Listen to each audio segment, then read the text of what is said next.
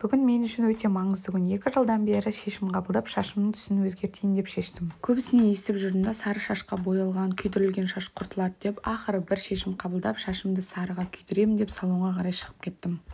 Апам шашын өзгертейін депті ғой. Осы милировка жасалған кезімде қорқып отырмын, қандай свет шығады екен деп, бірақ мына ашық свет маған жарасқан сияқты. Әлі үстінен тағы да бояйды, қазір послесін салатын боламын. Мынаған сары шаш жасады екен ғой. Прям сары шаш ашып жіберді ғой сені. Вот, қыздар, салоннан шыға салып бірінші сіздерге көрсетіп жатырмын. Қараңыздар, прям свет вау болды ғой, маған өте қатты ұнады. Сіздерге қалай? Обязательно бұл шашпен бір жерге бару керек дедім да, блогер қыздармен жолығуға кафеге келіп қалдым. Бұлай әдемі кететін бар екен деп тарақс етпейсің ба соны?